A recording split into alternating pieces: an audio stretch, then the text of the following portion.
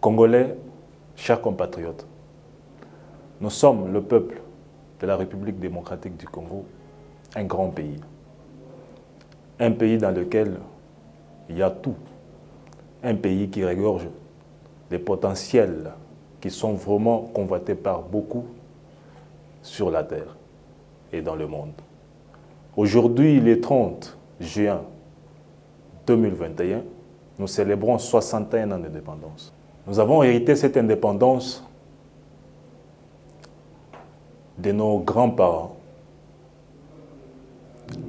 qui l'ont acquise au prix des sacrifices, au prix des douleurs, des moqueries, des insultes de la part des colonisateurs.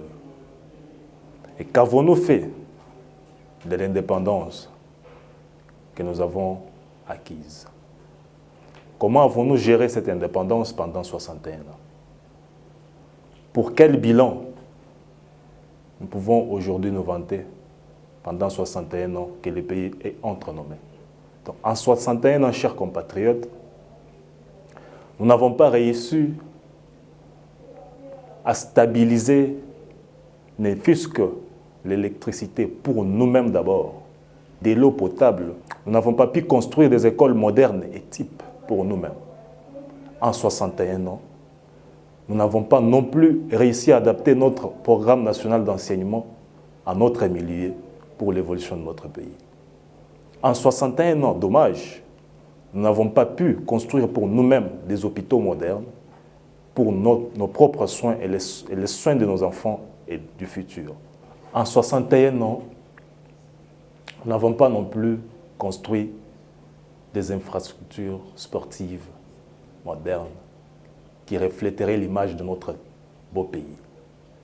Nous n'avons pas pu organiser ne fût-ce qu'une seule compétition internationale qui permettrait de vendre l'image de notre pays.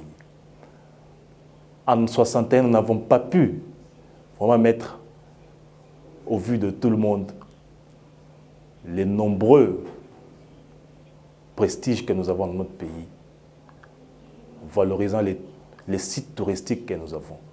C'est dommage, chers compatriotes. Chers peuples, chers compatriotes, nous, le peuple de la République démocratique du Congo, nous avons baissé la garde.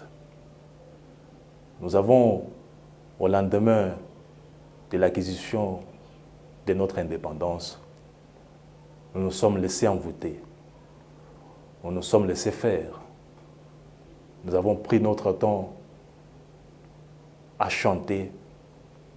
Nous avons pris notre temps à oublier que nous avons acquis cette indépendance à travers beaucoup de choses.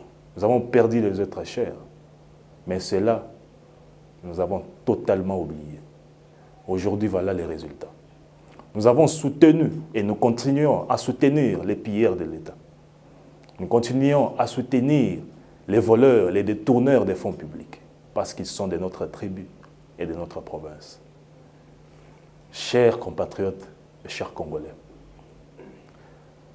aujourd'hui, nous manquons vraiment de quoi vendre, de quoi se vanter de notre si beau pays, parce que nous n'avons pas su les maintenir à un niveau le plus haut que nous avons toujours rêvé. Chers leaders politiques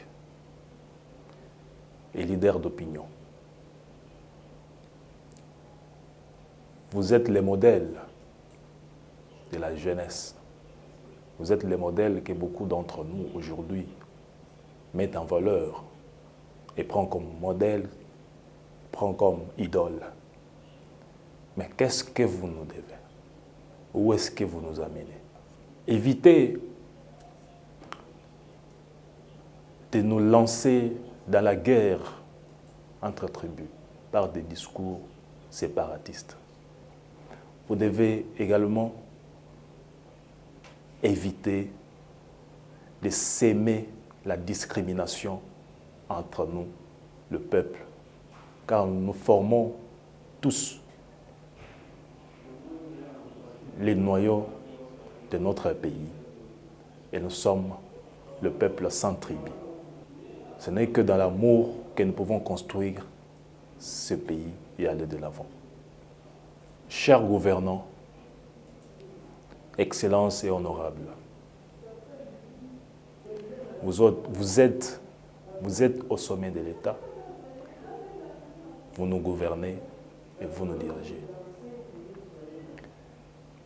Aujourd'hui, ça nous fait si mal de constater que parmi vous, certains se mettent à voler, certains se mettent à piller l'État, certains se mettent à détourner les fonds de l'État, certains se mettent à faire n'importe quoi. Mais ce n'est pas cela ce que nous attendons de vous.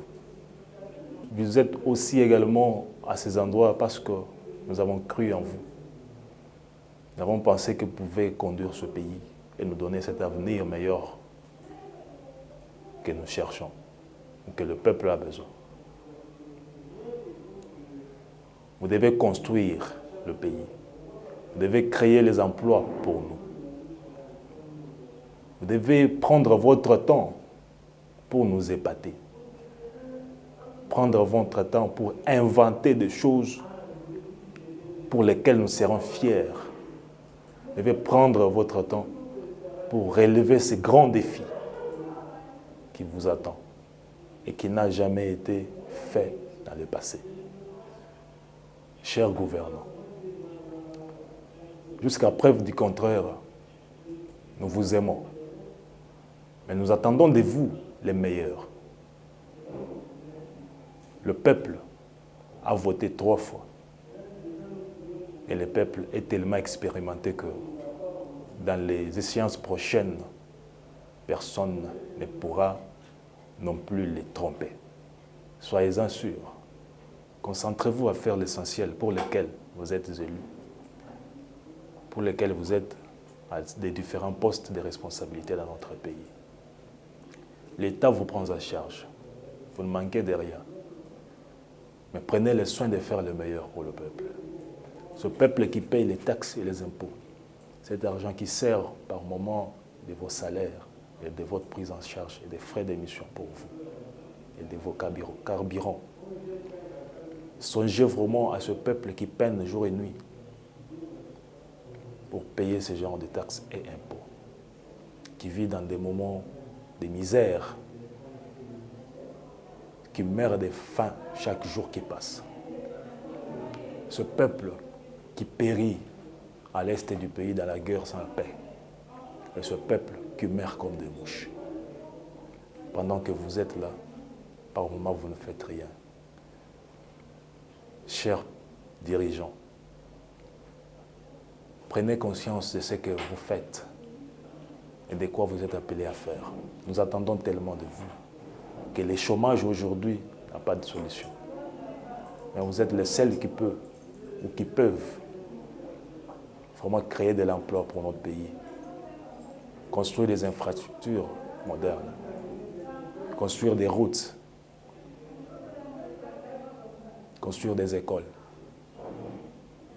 adapter notre enseignement pour nous-mêmes, nous donner l'amour de ce pays et nous redonner confiance. Pensez pour ce peuple, car d'ici, nous continuerons toujours à porter les choix sur vous. Et si nous sommes dessus, nous serons obligés de faire un autre choix. Ne nous poussez pas à regretter, chers responsables. Pensez pour nous et nous renouvelerons notre confiance sur vous.